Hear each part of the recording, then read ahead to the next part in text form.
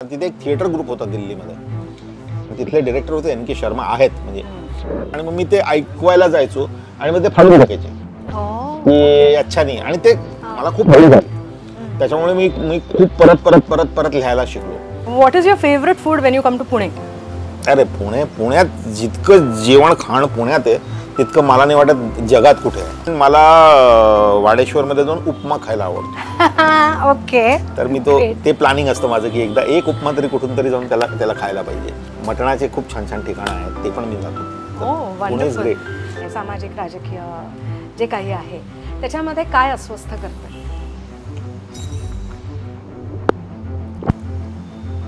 खरं बोलू की खोटं बोलू? खरं बोलू की चांगलं बोलू? My dad used to say that. खरं बोलू की चांगलं बोलू सांग.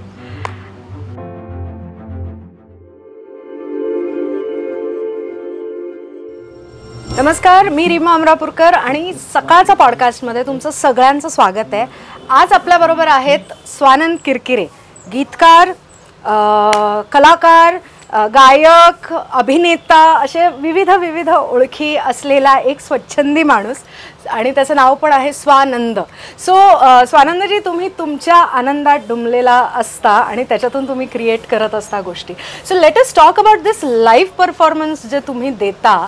तर ते कसा असतो तो experience? Where does it take you? No, खरंच खूप डिवाईन असतो तो एक्सपिरियन्स. खरं सांगायचं तर ऑडियन्स बरोबर डायरेक्ट इंटरॅक्शन जेव्हा होतं आणि तुम्हाला सरळ सतत प्रतिसाद मिळतो लोकांचा आणि तुम्हाला कळतं की तुमचं गाणं कुठपर्यंत पोहोचलेलं आहे. तुम्ही स्टुडिओत गाणं रेकॉर्ड करता, मग त्याला तुम्ही रिलीज करता, मग ते काय कळतं तुम्हाला सोशल मीडियावरती की पण इथे कळतं की लोकांना किती भेटलंय ते किंवा भेटतंय ते त्याप्रमाणे.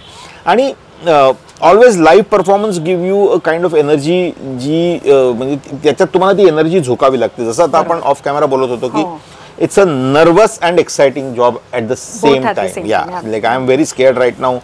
संध्याकाळी ऑडियन्सच्या समोर जायचंय, मग ते गेलं की ते काय होईल ते होईल, सगळं होईल, प्रिपेअर्ड असतो आपण. पण तर लाईव्ह शोची मजा वेगळी आहे. आणि आता काय लोकही मला असं वाटतं की इतकं सगळं मीडियम्स वाढली आहेत की त्यांना आता बाहेर येऊन काहीतरी एक्सपिरियन्स करायचं.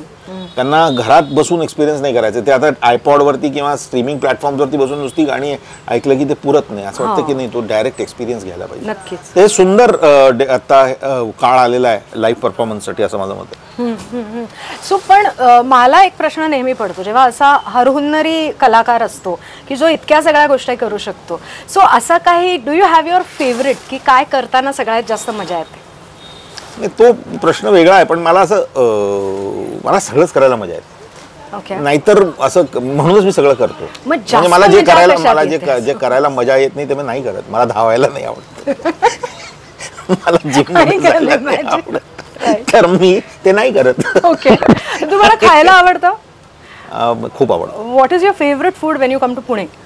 अरे पुण्यात जितकं जेवण खाणं पुण्यात आहे तितकं मला नाही वाटत जगात कुठे आहे. जितक्या प्रकारचं जेवण आणि जितक्या विविध रेंजेसचं जेवण आणि सगळं छान मिळतं पुण्यात. पण मला पुण्यात मिसळ खायला खूप आवडते. 2-3 ठिकाणची मिसळ मी खातो.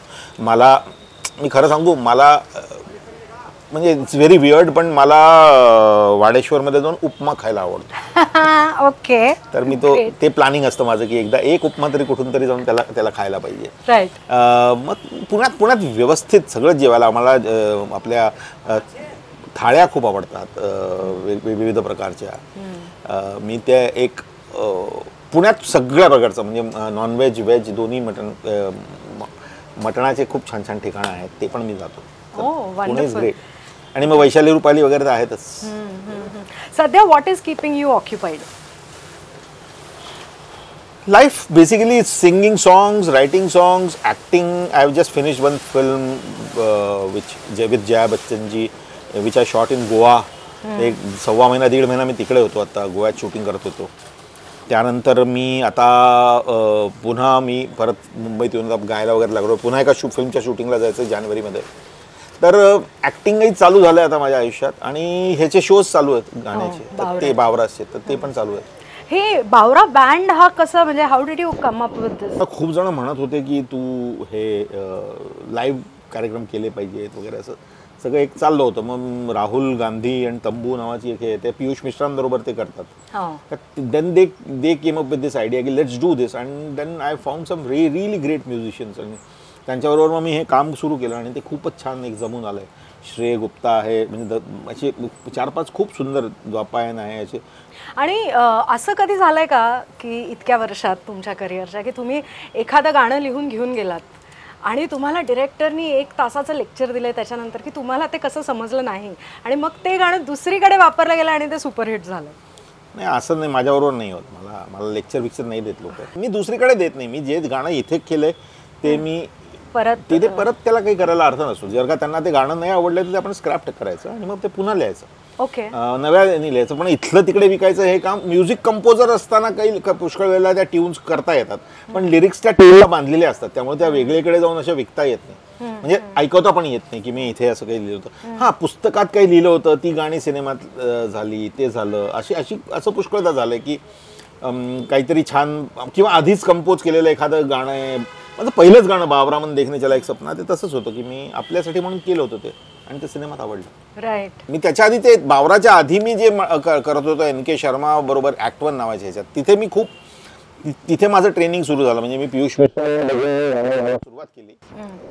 तिथे एक थिएटर ग्रुप होता दिल्लीमध्ये, तिथले डिरेक्टर होते NK शर्मा आहेत, म्हणजे पियुष नव्हता तेव्हा ग्रुपमध्ये. आणि मग मी ते ऐकवायला जायचो आणि मग ते फाडून टाकायचे की अच्छा नाही, आणि ते मला खूप हळू झाली. त्याच्यामुळे मी खूप परत लिहायला शिकलो. पण बाबरामन तर मी सुधीर मिश्रांना असिस्ट करत असताना मी एक असंच गाणं लिहून ठेवलं होतं आणि ते शूटिंगवरती गाता के मेनननी ऐकलं आणि सुधीरजींनी ऐकलं आणि ते म्हणाले की आपण याला सिनेमात घेऊयात का, आणि अशा प्रकारे ते गाण्याचा माझा प्रवास सुरू झाला. राईट. मी हा प्रश्न ना ॲक्टर्सना बऱ्याचदा विचारते, पण ॲज अ लिरिसिस्ट ऑल्सो मला हा प्रश्न विचारायला आवडेल की जेव्हा एखादी गोष्ट तुमच्याकडे येते आणि तुम्हाला सांगितलं जातं की या पर्टिक्युलर सिच्युएशनसाठी तुम्ही गाणं लिहा किंवा या एखाद्या विषयावर तुम्ही लिहा, जसं ओरी चिरैया फॉर दॅट मॅटर, जे तुम्ही ह्याच्यामध्ये सत्यमेव जयतेमध्ये गायलं पण होतं, right? So when it is something that you have not experienced yourself, त्यावेळेला ते एक्सप्रेस करताना काय चॅलेंजेस वाटतात? नाही, एक्सपिरियन्स नाही केलं म्हणजे एक्सपिरियन्स आपण जसं ओरी चिरैया जर का तू एक्झाम्पल केलं तर ते मी एक्सपिरियन्स नसलं केलं तरी मला त्याची तुम्ही आर्टिस्ट म्हणून सेन्सिटिव्ह असता आणि तुम्हाला त्याची ग्रॅव्हिटी कळत असते की हा तो विषय किती महत्त्वाचा आहे आणि किती त्याला, आणि तुमचं ते संवेदनशील मन नसलं तर तुम्ही आर्टिस्टच होत नाही, असं माझं म्हणजे असं म्हणणं आहे की तुम्हाला ती संवेदना दुसऱ्याची कळली नाही तर तुम्हाला आर्टिस्ट होता येत नाही. म्हणजे ती पहिली कंडिशन आहे कलाकार होण्याची की तुम्हाला लोकांचं दुःख आणि आपलं दुःख हे दोन्ही वेगळ्या प्रकारे कळलं पाहिजे, आणि आपलं दुःख आणि लोकांची भाषा आणि आपली भाषा ही दोन्ही गोष्टी जेव्हा तुम्ही आपल्यासाठी आपल्या दुःखाबद्दल लिहिता तर ते लोकांच्या दुःखाबद्दल लिहिलं जातं, आणि जेव्हा तुम्ही लोकांच्या दुःखाबद्दल लिहिता तेव्हा तुमच्या आपल्या दुःखाबद्दल दुःख आणि सुख सुद्धा, नुसतं लेखक दुःख नाही लिहित. पण अनुभव वाढवाय करता म्हणून वाचन करायचं, कारण वाचन एक अशी गोष्ट आहे की जे अनुभव तुम्ही प्रत्यक्षात नाही घेऊ शकत ते तुम्हाला वाचनातनं मिळू शकतात, तो तुम्ही ते जगू शकता पुन्हा. तर ते मी करतो. वाचनातनं खूप अनुभव गोळा करता येतात. डॉक्युमेंटरीज पाहणं, सिनेमे पाहणं, रिसर्च करणं तर रिसर्च करून तुम्ही त्याच्या आतमध्ये जायचं आणि तुम्ही तिथपर्यंत पोचायचं, त्याला पर्याय नाही. तर ते करायचं आणि आत्मसात करायचं ती जागा, ती सिच्युएशन. मग आता एक शेवटचा प्रश्न, सध्याच्या आजूबाजूची आपली जी परिस्थिती आहे, सामाजिक राजकीय जे काही आहे, त्याच्यामध्ये काय अस्वस्थ करतंय?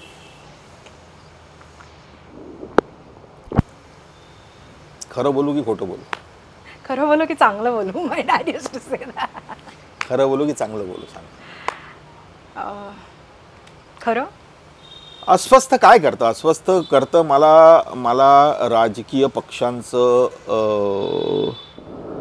जिंकण्याचा जो अट्टहास झालेला आहे आणि त्याच्यामुळे जे आपल्या देशाचं सुंदर फायबर आहे त्याला थोडा काय होणार काही नाही आहे, ते कधी खराब होणार नाही हे माझं स्पष्ट मत आहे. त्यामुळे मला थोडंसं असं अस्वस्थ होतं की अरे नुसतं फक्त जिंकाय करता म्हणून आपण लोकांना लोकांच्या विरुद्ध उठवतो आणि ते आपल्याला स्पष्टपणे कळत असतं बऱ्याच लोकांना, आणि बऱ्याच लोकांना ते स्पष्टपणे दिसत नसतं. तर ते ज्या लोकांना स्पष्टपणे दिसत नसतं त्यांच्यासाठी वाईट पण वाटतं की अरे हे वाहिले गेले एक प्रपोगंडा, आणि एक नुसता प्रपोगंडाही नाही म्हणायचं त्याला, मला असं म्हणायचं की ते एक परसेप्शन मेकिंगच्या एका ह्याच्यामध्ये ते वाहिले गेले आणि वाहून गेले ते, आणि त्यांनी ते खरं मानलं. जे थोडंसं आणखीन बर्ड्स आय व्ह्यूनी पाहिलं तर ते तुम्हाला असं वाटतं की नाही ते खरं असण्याची नाही आहे बहुतेक, किंवा खरं आणि खोटं या दोन्ही गोष्टींना सतत एकत्र लोकांपर्यंत, म्हणजे हे पण आहे आणि हे पण आहे, अशा दोन गोष्टी जर का लोकांपर्यंत नाही पोहोचवल्या, नुसती हीच गोष्ट पोहोचवली तर ते हे खरं होतं. दोन असले की तुम्हाला चॉईसेस असतात की नाही मग हे पण मी पारखून पाहतो आणि हे पण पारखू. तर तशा पद्धतीने थोडंसं ते अस्वस्थ करतंय मला. बाकी बऱ्याच काही गोष्टी ज्या अस्वस्थ करतात, but it's a different interview. We'll do it some other time. Yes, we will definitely. Thank you so much and all the best for your concert.